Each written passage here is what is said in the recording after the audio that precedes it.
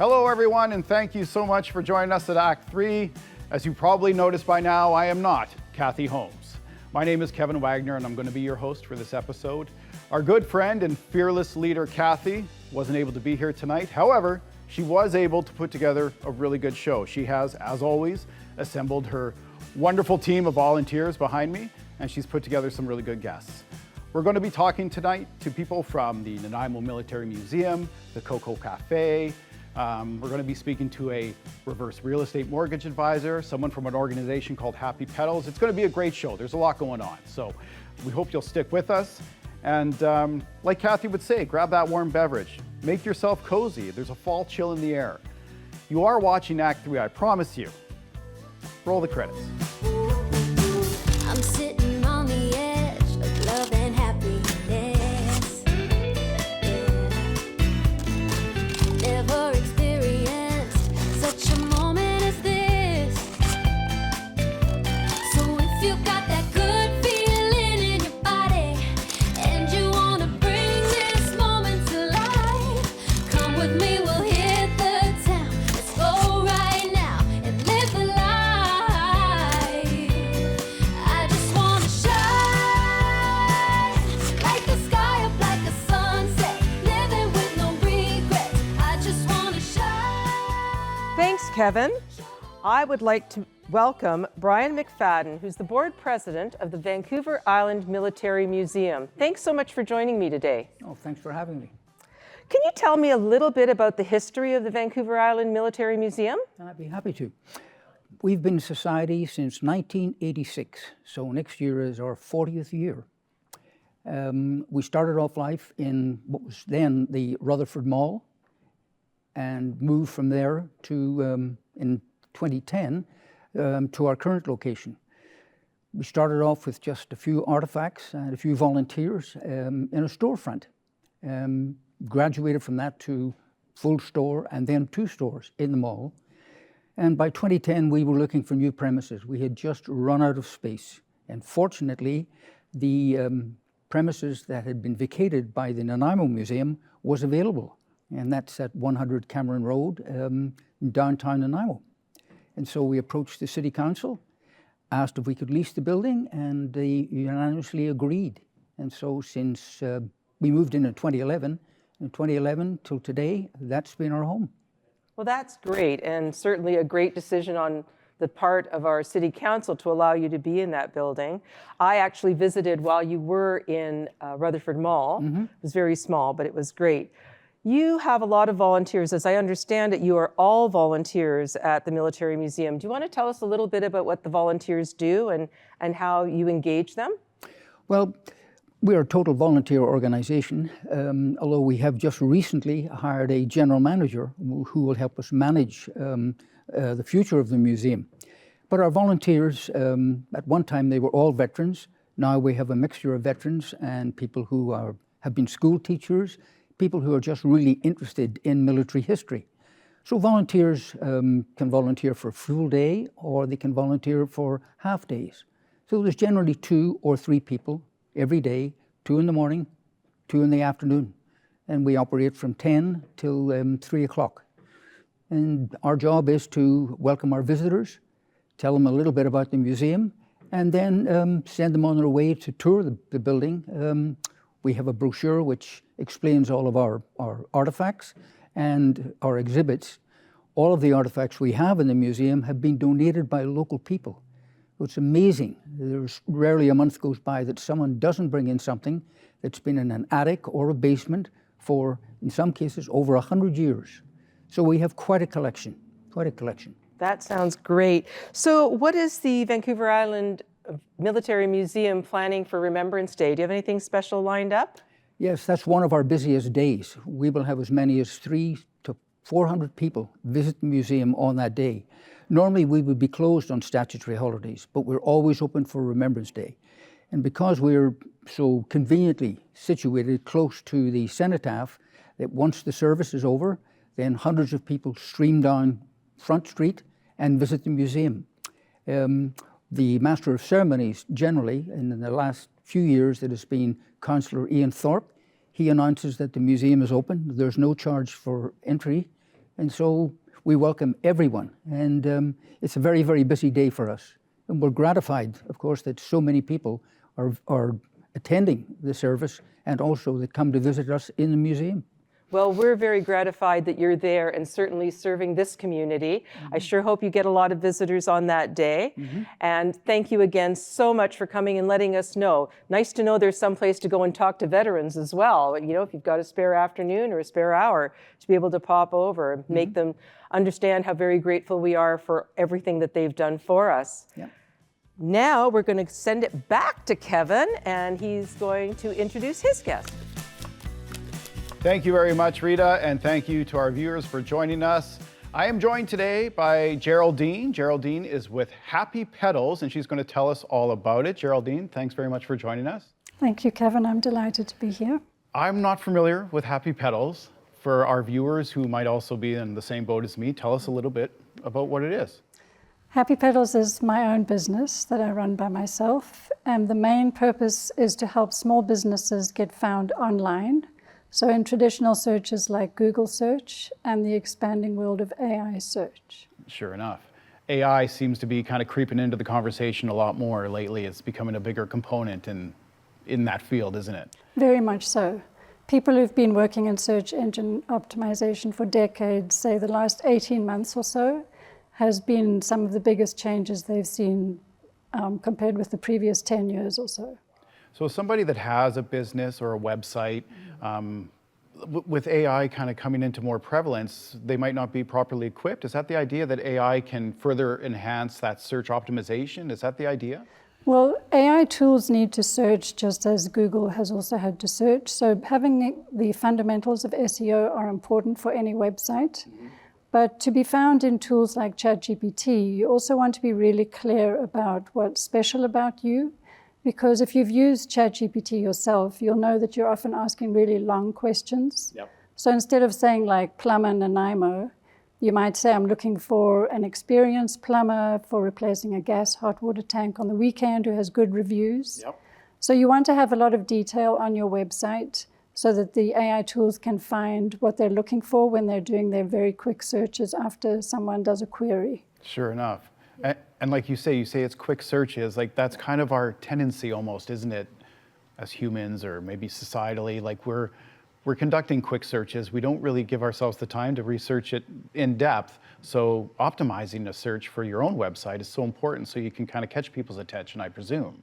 Yeah, there's a couple of things about speed. So one is AI searches do very rapid searches, so they don't wait around for slow websites to load. And then talking about attention span, if someone does click through to your website, you really only have 2 or 3 seconds for them to make a decision whether they're in the right place or not. Right. So the messaging on your site needs to be really clear and appealing for people, as well as it needs to be clear to the search engines who are looking at your site before presenting it as a candidate to people who are doing searches. And that's a lot to consider. Like it seems like maybe it was more simplified years ago before some of these tools were part of that search engine. I guess that's where Happy Petals comes in. They can help you really optimize those things so that you are floating to the top of that list when people are conducting these. That is my goal, Yeah. to help businesses get closer to the top of search results so that people are more likely to click through to their site and potentially buy their products or their services. That's what everybody wants. They want Yes. their services to be highlighted so Yeah. they can get out there. You were talking to me earlier about kind of a lead magnet. Can you tell us a bit about that? So that's something that I'm offering to people. SEO, unfortunately, is a field that has a lot of very dodgy operators. Sure. And if you're a small business owner, you probably get a lot of emails saying your SEO needs work. So I've created what I call my essential visibility checklist. You can download it and do a check on your own website to get a good sense of whether your site needs help or not. So there's several points you can go through and just get a good sense of the SEO health of your website. Absolutely. And when we were talking about what website, or let's get some contact information to our people so that they understand where they can go to learn more about this with Happy Petals. So the website link is my business name.ca, happypetals.ca, Okay. and /start-here. That's a really quick link for getting that guide and signing up to my newsletter or booking a free consultation. That sounds great. It sounds like it's a it's a busy field, and maybe you're in a position to help kind of offer some clarity for people in the position with their business, their website, and so on. So, Geraldine, thank you. Just in a few minutes, there's a lot to learn just sitting with you for a few minutes. So clearly you can help people in a variety of different ways. So thank you so much for joining us. I appreciate it. Thanks, Kevin. We are now going to send it over to Mark. Mark, all on to you, sir. All right, thanks, Kevin. Today I'm here with Deborah Cooper and Jacob Brauckmann from the local charity Coco Café. Coco Café is near and dear to my heart, not just because of the amazing food and the wonderful cause, but because I'm personally directly involved with the organization. Thanks for joining us, Deborah. Thanks for joining us, Jacob. Thanks, Mark. We're super happy to be here. Glad to have you. So there's some exciting new stuff going on at Coco's. What can you tell me about this new partnership? Well, we have partnered with Hello Ferries, which has been an amazing development for us. We were lucky enough to connect with Hello Ferries, and they were super receptive to joining together with us on our mission of diversified employment. And so we're super excited, and it's already had a huge impact for us. I love this organization. They really go out of their way to partner with local organizations, island and BC organizations. It's a big part of their mission. So what can you tell me about this partnership? Well, it started out with us approaching Hello Ferries, of course, and they were super open to aligning with us. Then they came out and tried our food, and of course that sold them even further. And ultimately we started providing them food on board, and they have been super happy with the outcome. So we have been working with them for the past probably 6 or 7 weeks now, and we've seen massive impact at the cafe level. So they have been, their orders have been able to help our staff with close to 100 hours of supported employment a month, which is hugely impactful. It means staff like Jacob and others on our team have been able to increase their own hours. And we've provided about 5,000 to 6,000 units of food for the ferries already. So it's just been amazing. Wow. Unfortunately, Hello wasn't able to be here with us tonight, but they did provide a little bit of information. They said, Hello is proud to partner with incredible organizations like Coco Café, a social enterprise that not only makes amazing food, but creates meaningful employment for people with diverse abilities. Collaborations like this reflect our belief in lifting up those who give back the most. That's wonderful, sentiment from the organization. So tell me, Jacob, how has this affected you personally? Well, I felt really happy, enjoy working and making good friends and customers. And I'm so loved by my family and coworkers. That's fantastic. Yeah, from what I understand, Hello isn't really just about getting people from A to B. It's about strengthening connections between communities across the island, which they've certainly done with their partnership with Coco Café. Do you work on Coco's or on the Hello project, Jacob? Yes, I love doing the Hello Ferries for the food. It's called like helping, and for Fridays I've been working the Hello Ferry with Mark. I really appreciate that. That's fantastic. Yeah. Well, I know I like working with you too. It sounds like an amazing partnership, and Jacob, I'm glad that you get to work with them directly, and I look forward to trying the food on the ferries next time I'm on them. So aside from that, I hear that there's some other exciting stuff going on at the cafe. Well, I think this is a perfect opportunity to share that with the Nanaimo community votes just wrapping up. Coco Café was honored and received 13 Platinum Awards, which I think was really great because from a timing perspective, it really solidified our relationship with Hello Ferries and their decision to go with us. So that was really exciting for us and for our team. So it really was reflective of all the hard work we've been doing at the cafe with our menu and with training and with the desire of our staff to always be improving. And it was also reflective of the support that we get from the community. So those platinum votes all came from people that visit our cafe and support our mission. So we were really, really touched that we won in so many categories. Well, that's amazing. Well, congratulations, and Thank you. congratulations, Jacob. Really proud of everything that you're doing, and for Hello for supporting nonprofits and community initiatives. All right, well, thank you so much, Deborah. Thank you, Jacob, for being on our show today. And that's it. Thank you, and off to you, Teresa. Thanks so much, Mark. I love Coco Café. I'm going to bring on my guest, Jake Posliff. He is a reverse mortgage professional, so it's a little bit of a change of pace. Jake, thanks for being here. Thank you for asking me. Reverse mortgages, that term can bring some really negative connotations to people's minds right away. Actually, just even the term mortgage gets a lot of people, because the first thing people say when I talk about reverse mortgages, I spent 25 years paying off a mortgage, I don't want another one. So they don't understand the benefit they can actually gain by all the equity that's been building up in their homes over the last few years. Some people are sitting on $1 million home. Exactly, that's why we're kind of using a theme these days, don't be a poor millionaire, because there are a lot of people with $1 million homes with no mortgages or small mortgages on them. They could easily use that equity to do all kinds of things. Yeah. House rich, cash poor. That's exactly it, yeah. So let's talk about the facts. Mm-hmm. What are the facts? I think we've all have some misinformation. Okay, one fact is you're not going to lose your house. Just the fact that the mortgage will be, the house stays in your name. It's just a mortgage like any other mortgage, except you don't have any payments on it.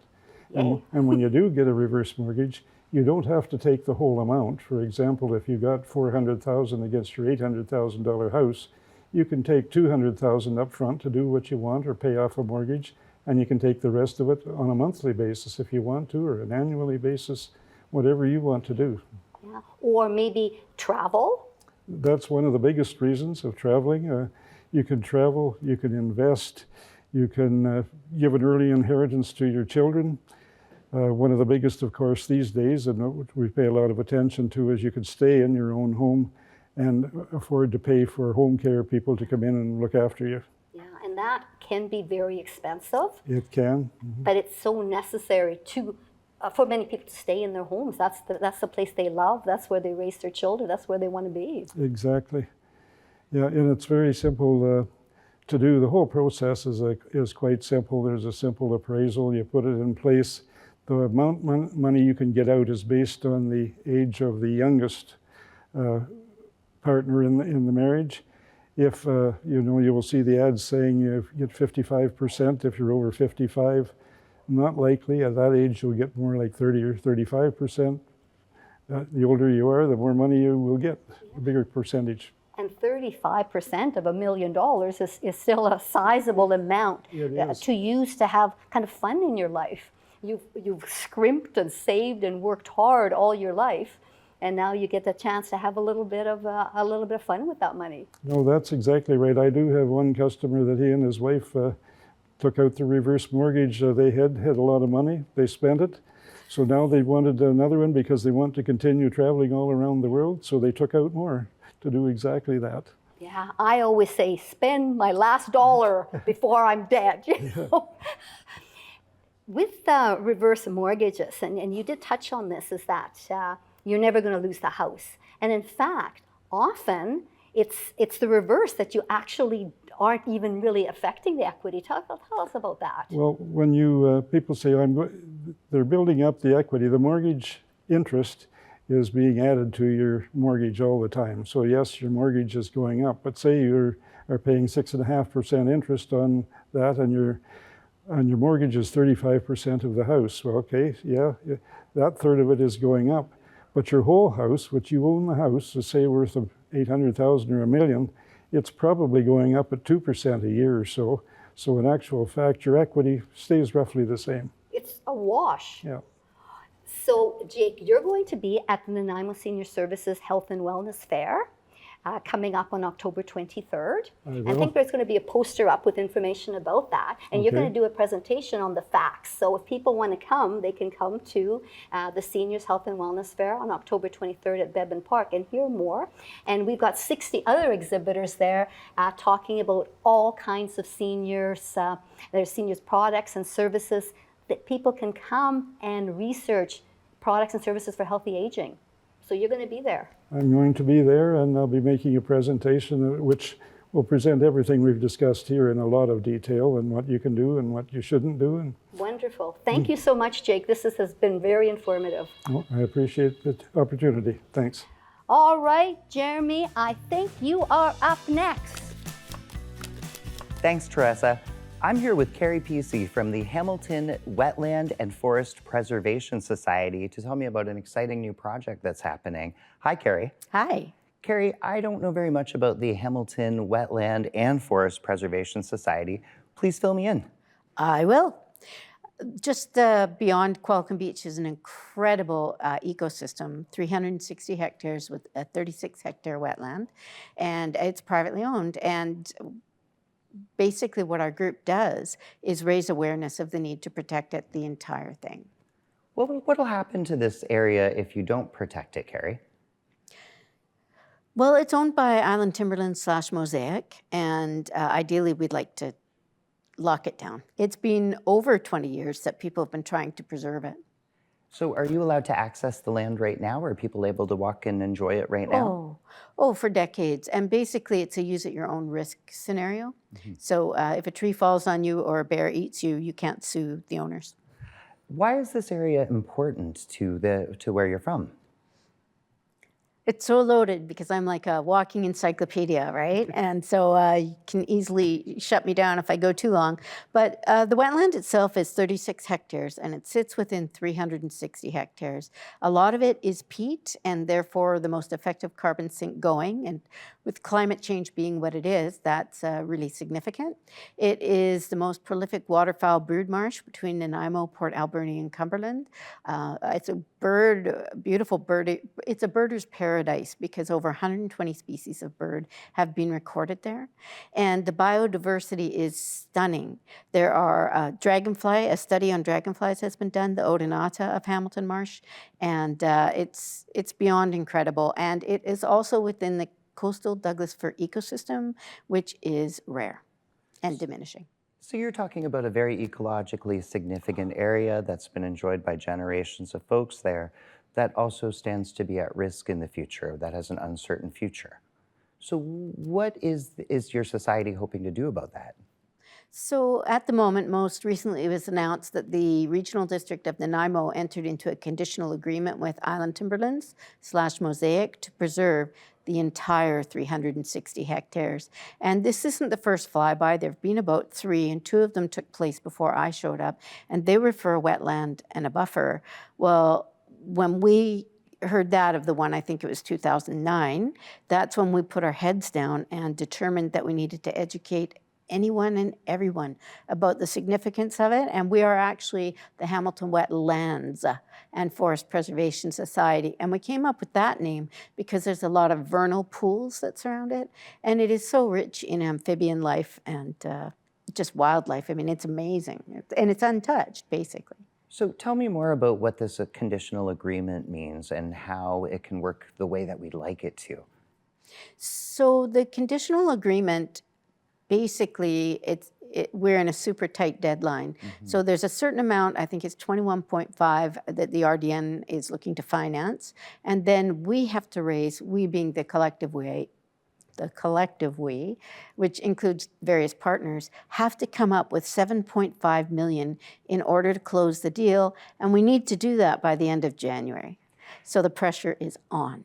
What can the community do to help you support this? I really see a look of determination in your eye, and I believe that individuals can cause great change. But what can we as a community do to help support this piece of land?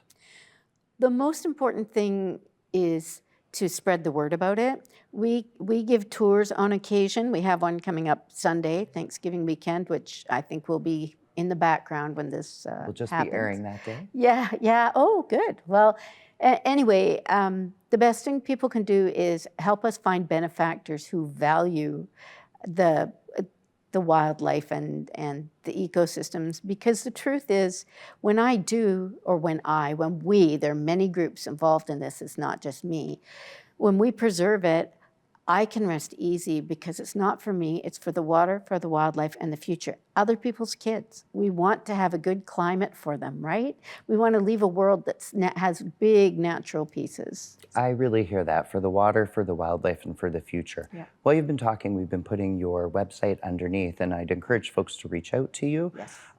to write to the RDN, to do anything they can to support. And certainly if there's an angel patron out there, I heard you're willing to navigate naming rights with them. I'm just teasing. Would that we had the power. Thanks so much for coming today, Carrie. We're going to pass it off to Kevin to wrap it up for the day, but thanks for being with us. One more thing. Oh, sure. Okay. So the best thing they can do is sign up for the newsletter on our website, and then they'll be in the know all the time about where it's moving. You heard it here, folks. Sign up for the newsletter, and we'll pass it over to Kevin. Over to you, Kev. Well, thank you so much for joining us here at Act 3. I hope you enjoyed it. It was a great lineup of guests, and once again, the volunteers behind me, what a crew. Kathy Holmes, we miss you dearly. We look forward to seeing you again next month, and to our viewers as well. Please join us again for more on Act 3.